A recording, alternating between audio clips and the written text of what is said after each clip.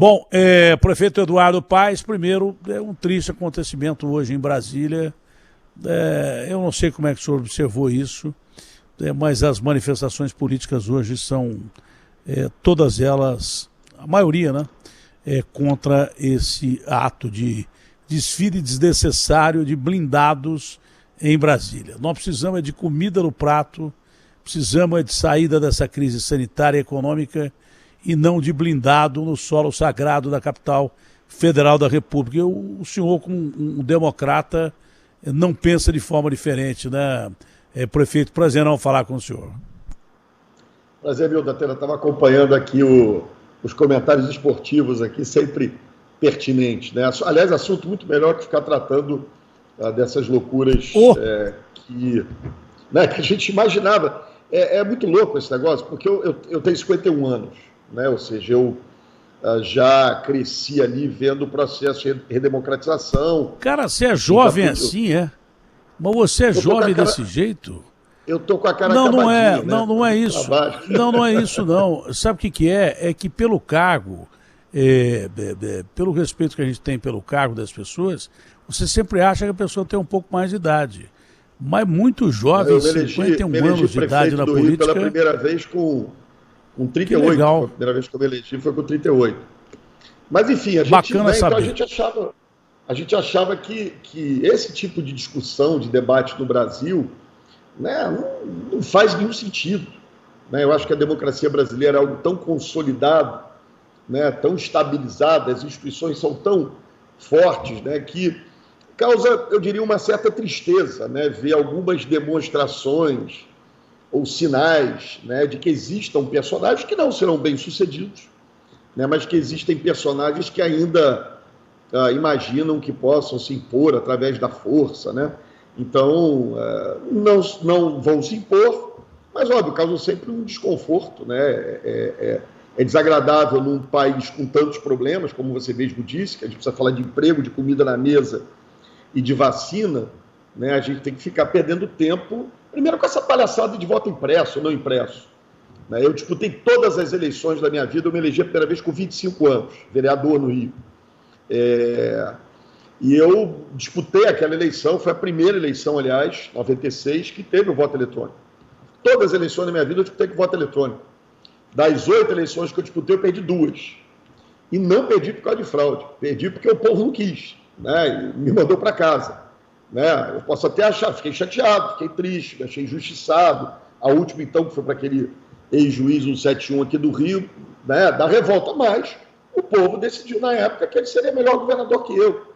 Então, quando a gente fica olhando esses debates, né, tão inúteis, num país com tantos problemas, dá um misto de raiva com angústia, né, porque esse debate é irrelevante. Se tem tanque Urutu hoje em Brasília, não vai servir para nada, não vai ameaçar ninguém. Né? Se está o Congresso Nacional hoje tendo a Câmara dos Deputados que votar uma besteirada, negócio de voto impresso, voto não impresso, o sistema eleitoral brasileiro é confiável, ponto, acabou. Né? Enfim, tem acompanhamento, e tem especialista dizendo isso, enfim, tem a experiência democrática consolidada brasileira. Né? Aqueles que acompanhavam minimamente, garoto, a primeira eleição que eu acompanhei de perto, foi de 92 para prefeito aqui no Rio, ainda sem estar na política, eu era fiscal do partido, na época eu via lá o que era a loucura daquele negócio de contar voto escrito, que a pessoa assinava, tinha urna que saia tudo com a mesma letra, né? Então a mesma grafia, né? Então é inacreditável que a gente perca tempo com isso. Às vezes é melhor ficar discutindo o Messi mesmo, né? Mais interessante, porque são coisas que a dona Maria, que assiste o Datena todo dia, que tem que criar o filho para se formar, né, precisa botar comida em casa, o marido sai para trabalhar para procurar emprego, que porcaria que ela está pensando, se preocupando com um negócio de voto impresso ou não impresso. Ela quer vacina no braço e saber de ter emprego, né, para sustentar a família. Antes do senhor, eu entrevistei o general Santos Cruz. Quando eu coloquei que essa demonstração do Bolsonaro é gozado, ele é direita, né? E tem manifestação. Essa manifestação de hoje me lembrou os desfiles militares da época do Kremlin, da época da Guerra Fria, quando de repente os soviéticos, né, da extinta União da República Socialista Soviética, desfilavam lá mísseis, tanques e daí por diante. Me lembrou muito recentemente aquele baixinho da Coreia do Norte com também esses desfiles militares, né? Aí o Santos Cruz falou assim, não, o cara não é de direita, ele está destruindo a direita brasileira. É isso que o Bolsonaro está fazendo.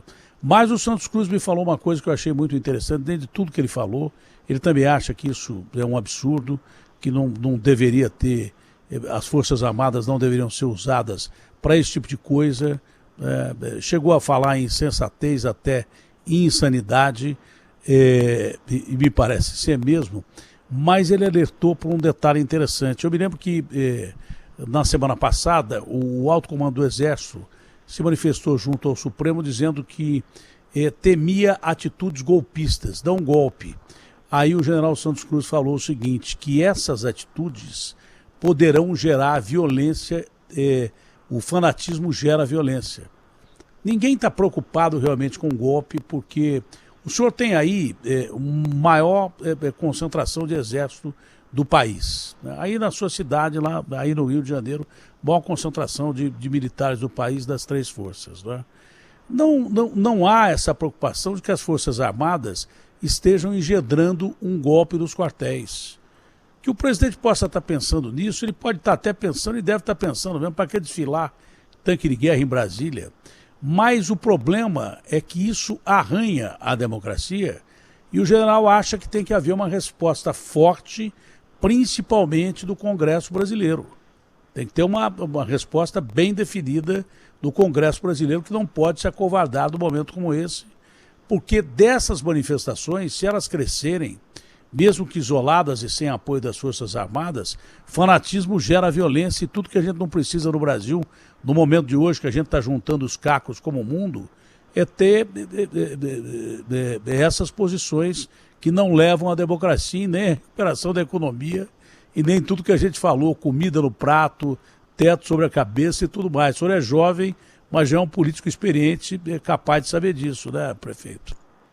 Olha, o Datena, primeiro, né, democrata, ele é de direita, é de esquerda, quem é democrata, né? A posição ideológica da pessoa, a visão de mundo, se é mais conservador, se é mais progressista, isso não importa nesses casos, né? Porque esse é um debate bom, né? Sou a favor da privatização, sou contra a privatização, acho que o orçamento tem que ser destinado a políticas de compensatórias da pobreza, ou não, acho que o mercado resolve tudo. Esse é um bom debate, esse é um debate que os democratas estão acostumados.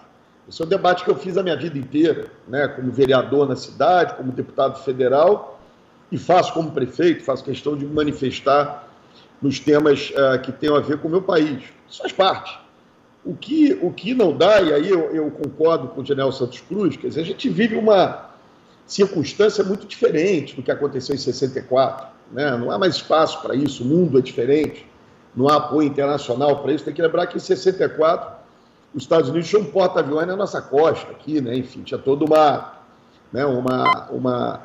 formação do mundo com Guerra Fria, com essas coisas todas, que era muito propício para isso. Hoje é completamente diferente. Então eu concordo plenamente com o general Santos Cruz, até porque conheço uma quantidade imensa desses generais do Exército Brasileiro, comandantes das Forças Armadas, da Marinha e da Aeronáutica. Como você disse, boa parte deles vem aqui do Rio, já serviram aqui no Rio, portanto tenho, até diria, convívio, e são homens muito firmes, democratas, que não têm, né, tenho certeza, nenhuma articulação por trás para assumir o poder. Não é esse o desejo, né, da cúpula das Forças Armadas e boa parte dos membros das Forças Armadas, né, que, aliás, a gente respeita muito.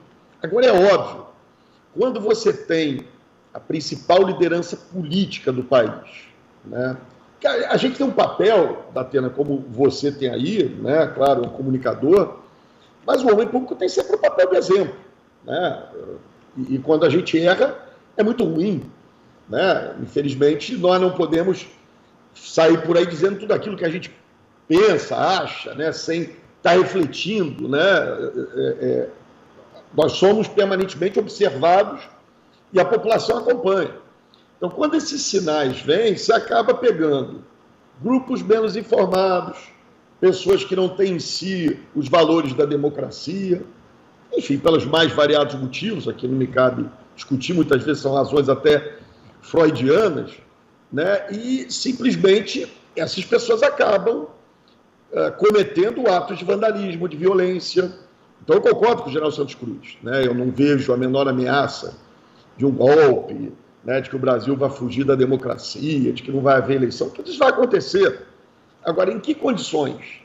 Será que um país com os nossos problemas, com os nossos desafios, não tem mais nada a fazer que agora ficar cuidando de uma rebelião aqui, um ato ali? Então, a gente precisa que o principal líder da nação, claro, ele tem direito a ter suas suspeitas, a ter suas desconfianças, mas, por exemplo, vamos dizer que hoje vai ter uma votação, né?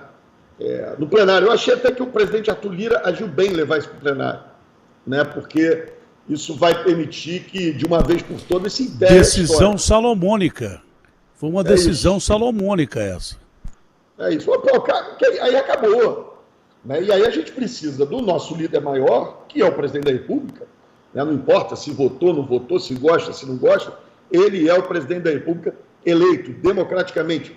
Derrotou o Fernando Haddad no segundo turno, dentro desse sistema eleitoral que aí está. Né? Então, ele é o líder maior da nação. O que a gente espera é que o presidente Bolsonaro, depois dessa votação hoje, que eu tenho certeza vai dar uma vitória contundente ao sistema eleitoral brasileiro, né, que pare com isso. E vamos discutir os temas que, de fato, importam à população e que não fiquem insuflando, né, personagens menos atentos às questões nacionais. Olha, o maior sintoma de coragem do parlamentar brasileiro hoje, que não pode perder essa grande oportunidade, é enterrar de vez essa bobagem no voto impresso. O Bolsonaro apareceu já lá atrás, quando o voto era escrito, dizendo para os militares que ia ser roubado, que ia ter 3 mil votos e teve 30 mil quando o voto era impresso, era papel. Né? O Bolsonaro foi eleito eletronicamente agora. Eu disse até, bom, se o Lira acha que tem que ser voto impresso, se o Bolsonaro acha que tem que ser voto impresso, todos eles que foram eleitos eletronicamente são produtos de fraude. Vê se eles topam zerar tudo e fazer uma eleição daqui a um mês. Então, hoje o Congresso tem a oportunidade de dar, já que o presidente quis botar tanque na rua, dar uma demonstração de força e de democracia, enterrando de vez essa bobagem que é o voto impresso, esse discurso inócuo que é o voto impresso. Esse é um ponto. O outro ponto é o seguinte, o senhor acorda todo dia...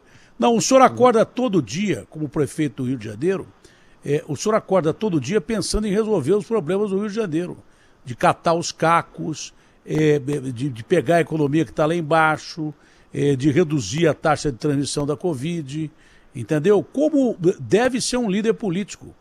Agora, o nosso presidente hoje deve ter sepultada a questão do voto eletrônico.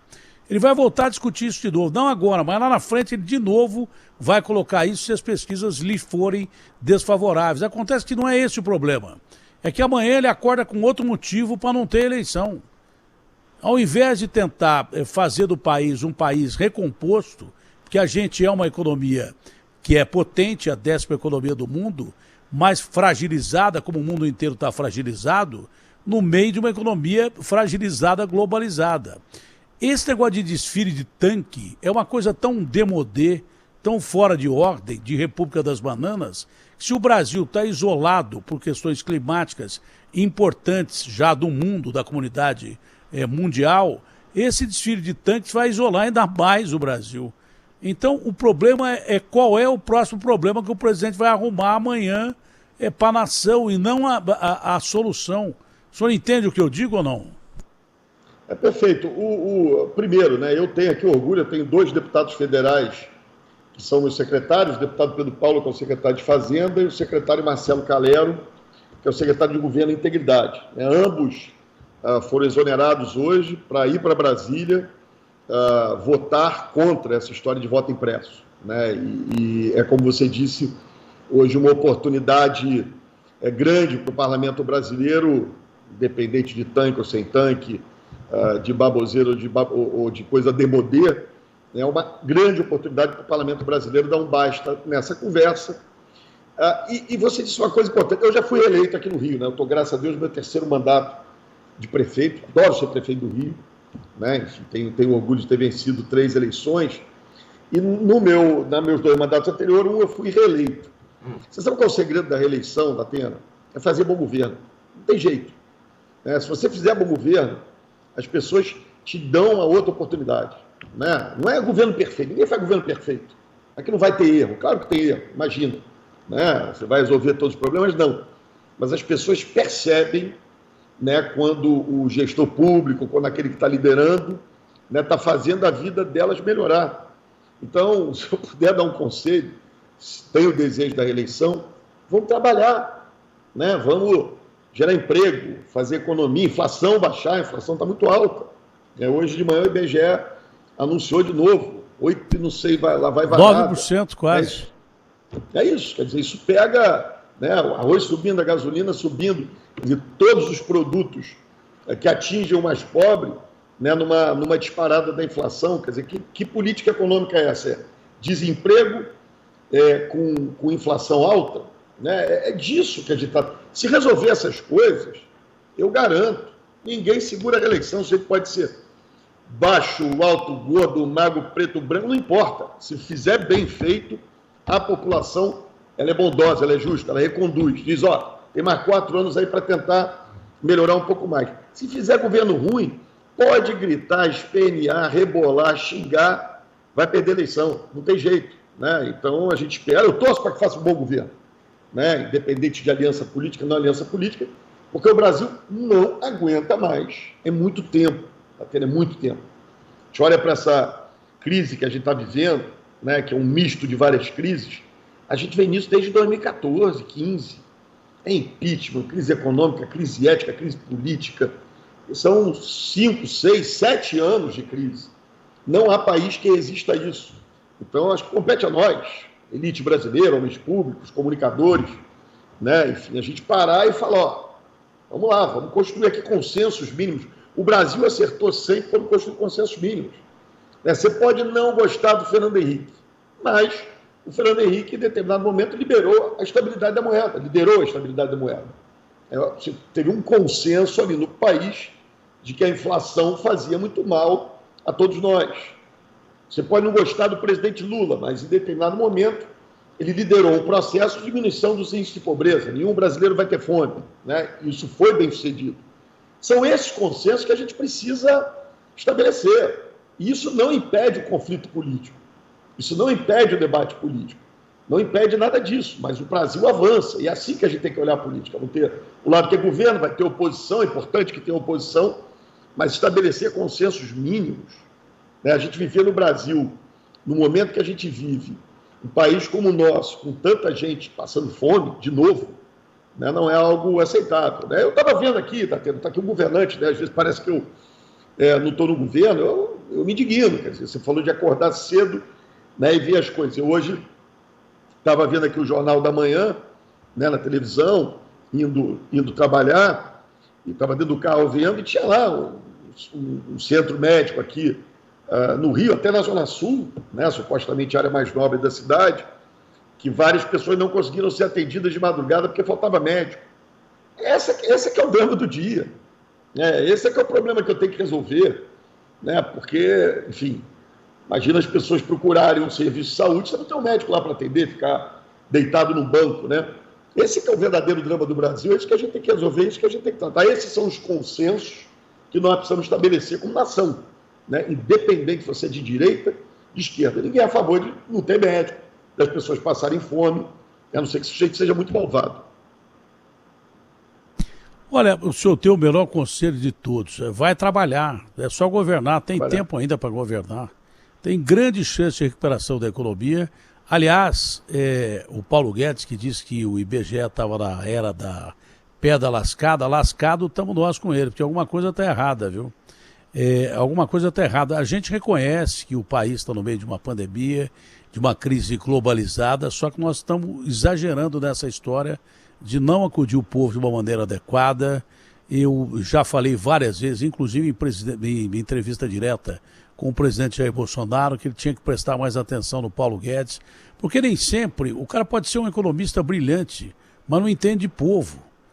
O cara pode ter estudado em Harvard, em Oxford, em qualquer lugar do mundo, mas precisa entender de povo, precisa se adequar àquilo que o povo tem necessidade. O Paulo Guedes acho que é muito ligado ao mercado financeiro, a banco, mas ele não entende aquela história do secretário de transporte que nunca entrou num transporte coletivo. Então, me parece que é hora da gente corrigir esse rumo da nossa política econômica. O Bolsonaro está até tentando fazer isso, tirando um pouco de poder do Paulo Guedes, mas ainda o Paulo Guedes mora na Granja do Torto, pô. Ele, a mulher e a filha, com honras de ministro de Estado. Então, eu vou dizer uma coisa para você, eu acho que o presidente Jair Bolsonaro, que fala tanto em povo, tem que colocar gente que entenda de povo no governo dele para ajudar, salvá-lo até as eleições e corrigir esse rumo. Porque se o Paulo Guedes fosse tão bom, a gente não estaria batendo quase 9% de inflação, o que era impensável algum tempo atrás. Bom, mas isso é nosso problema do governo, mas é problema do Bolsonaro resolver com o ministro da Economia dele. O Rio de Janeiro, como é que vai na questão da administração da pandeconomia? Porque isso não é uma pandemia sanitária só, ela atinge a economia frontalmente. Nesse aspecto, como é que está o estado do Rio de Janeiro, que foi muito castigado por uma roubalheira desgraçada de todos os partidos, com a joia da coroa, principalmente com os royalties da Petrobras. O Rio de Janeiro foi o estado mais sangrado da nação. Isso é uma coisa natural. Isso reflete em todo tipo de governo, não só o governo mesmo, com um monte de governador preso, mas em relação às prefeituras também, que tem que administrar o dia a dia de uma cidade gigante e maravilhosa mesmo, que eu gosto, amo de paixão mesmo. A cidade do Rio de Janeiro, tenho verdadeira paixão pelo Rio. Sempre gostei, né? São 3 cidades que eu tenho no meu coração, assim, um pouco mais próximas. As cidades que eu nasci, São Paulo, que me deu tudo que eu tinha e onde eu perdi tudo que eu tinha e me recuperei. E o Rio de Janeiro, que eu sempre gostei, porque é um cartão postal do nosso país de verdade mesmo, né? É claro que a gente ama todas as cidades do Brasil, ama o povo brasileiro, mas tem alguns locais que você tem no coração e o Rio é um deles. Eu estou aqui para dizer a verdade, não estou aqui para dizer o que o povo quer ouvir. Do mesmo jeito que eu falo que eu amo o povo nordestino. Agora, como é que está o Rio hoje, econômica e sanitariamente, prefeito? Vamos lá, primeiro, para nós cariocas, né, é um orgulho a gente saber que, né, tantos brasileiros têm esse sentimento em relação à nossa cidade, né, como o seu, né? O Rio é um pouco essa cidade que todo brasileiro olha com muito orgulho e olha com muita tristeza quando passa pelas crises que nós passamos nos últimos anos. Eu queria dividir aqui, eu acho que primeiro, né, nós fizemos um esforço muito grande nesse primeiro semestre aqui, quando assumimos o governo, para recuperar a capacidade financeira da prefeitura, né, da cidade, prestar serviços. Nós alcançamos isso, né, é um pouco, eu disse até isso no processo eleitoral da Atena, quer dizer, eu sentei já conhecendo, né, como é que ajustava as contas da prefeitura pela experiência anterior de 8 anos. Então, hoje a gente recuperou a situação econômica, a capacidade de investimento, enfim, isso é óbvio. Você sem dinheiro, você tem muita dificuldade de fazer as coisas, né? Então, a cidade ainda não está bem, né? Não está bem mantida, os serviços ainda não estão adequados, mas eu acho que a gente vai num crescendo agora e a partir desse segundo semestre, e se Deus quiser, no início do ano que vem, a gente já vai estar em outro patamar, né? E você tem essa questão da pandemia, que é óbvio que impacta, como você disse, na economia, impacta na educação das crianças, né? Que, aliás, é algo que aqui a gente, desde fevereiro, começou a retomar a aula. Aqui o lema é o seguinte: escola é a primeira a abrir e a última a fechar, né? Se tiver que fechar alguma coisa, a gente fecha tudo, mas escola é a última coisa a fechar. Então, a pandemia, hoje a gente deve estar com um pouquinho mais de 80% das pessoas com a primeira dose, chegando perto de 40% das pessoas com a segunda dose. Devemos terminar aí na terça, quarta da semana que vem, né, o fluxo de vacinas vindo em aplicar a primeira dose em todo mundo, chegar a 90%, que é um pouco a meta que a gente tinha. E, se Deus quiser, a partir daí a gente começa a antecipar um pouco o prazo da segunda dose. Então, a nossa expectativa é que a gente chegue ali outubro, novembro, né, num olhar mais conservador, com 90% da população vacinada com a segunda dose. Esse é um cenário, né, que a gente imagina, enfim, uma certa volta à normalidade. Claro, sempre acompanhando aí o cenário epidemiológico, ver como é que agora tem essa variante Delta, que começou aqui no Brasil pelo Rio, né? Então a gente percebe nesses últimos dias, últimos 5, 6 dias, nós voltamos a ter um aumento nas internações, um aumento de pessoas com Covid. Então são números que a gente está observando, né, com muita atenção. Mas vindo a vacina, né, eu tenho certeza que esse quadro vai mudando. Aliás, se você acompanhar, teve um número impressionante que a gente divulgou semana passada: 95% das pessoas internadas com Covid nesse momento no Rio são pessoas que não foram vacinadas, né? Só 5% é de pessoas que foram vacinadas. Então, mostra a eficácia, mostra que a vacina funciona.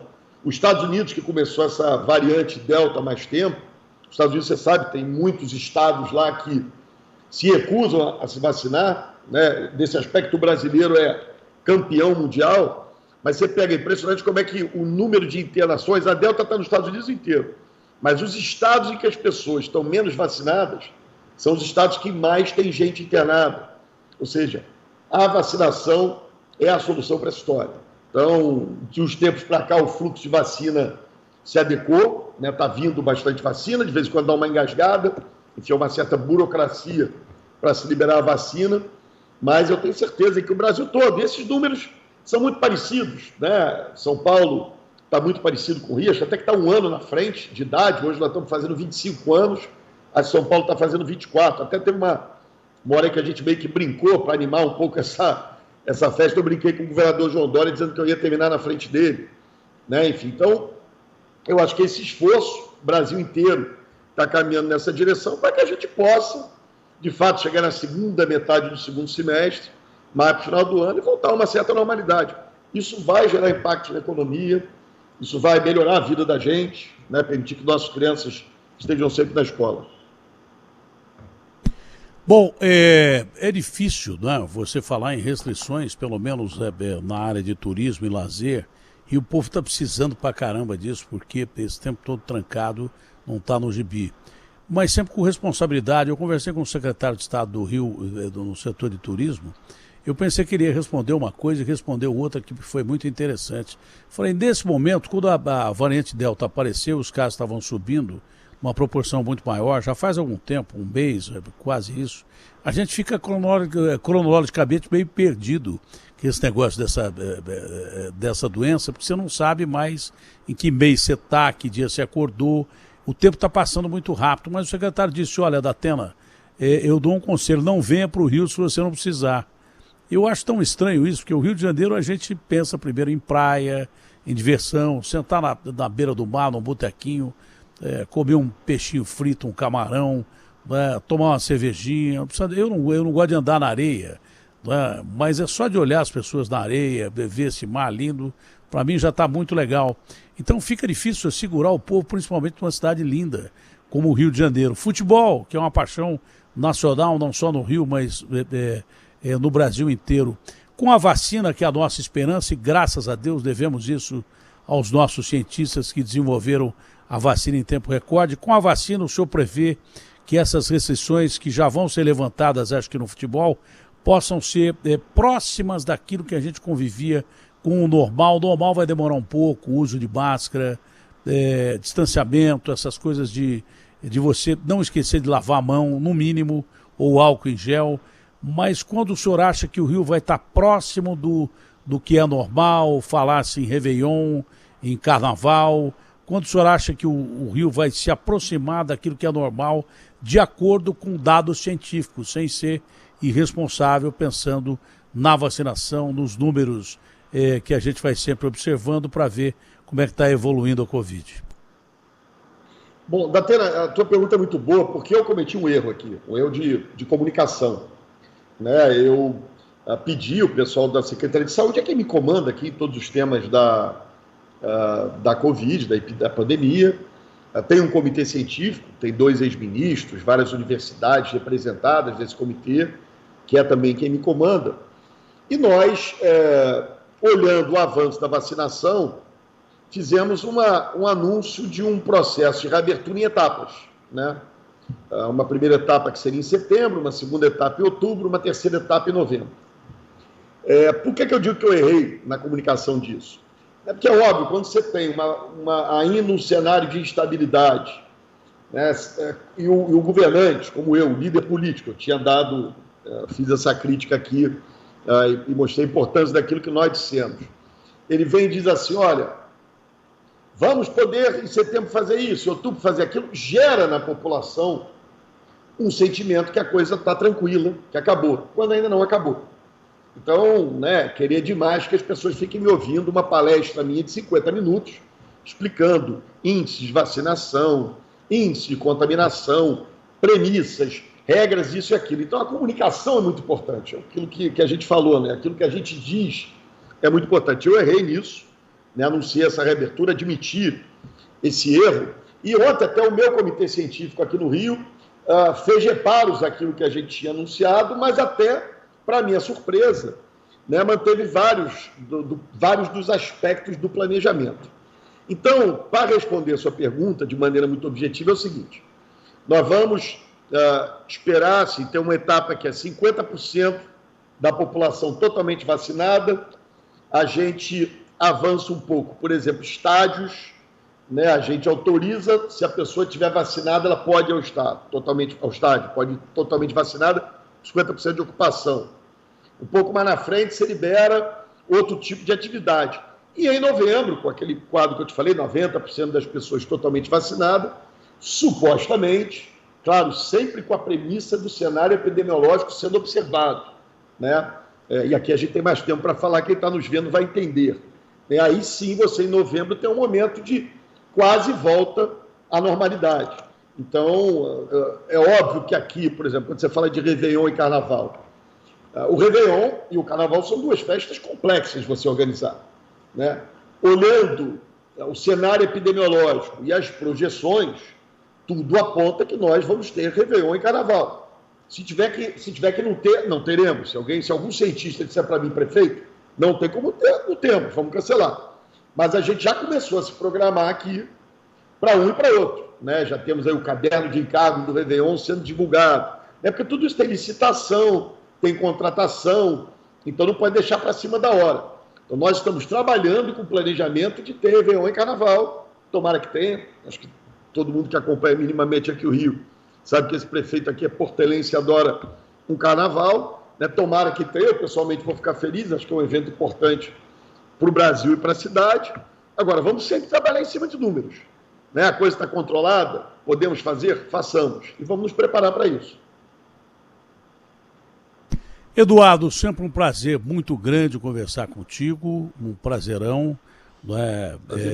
Aqui os meus pêsames às pessoas, inclusive você, a todos que perderam seus entes queridos durante a pandemia. A gente chora os nossos mortos, tenta aprender com os erros, curar os nossos feridos e que a gente que a humanidade saia mais forte do outro lado. Mas eu sempre lembro do poeta que veio fugindo de um cenário de guerra para o Rio de Janeiro, e quando ele chegou ele falou assim, poxa vida, as nações todas estão combatendo lá na praça de guerra da Europa, e aqui no Rio de Janeiro todas as nações vivem na mais perfeita paz. E ele, olhando para a cidade, ele definiu o Rio de Janeiro como uma natureza que virou cidade. Eu nunca me esqueci dessa frase, da primeira oportunidade.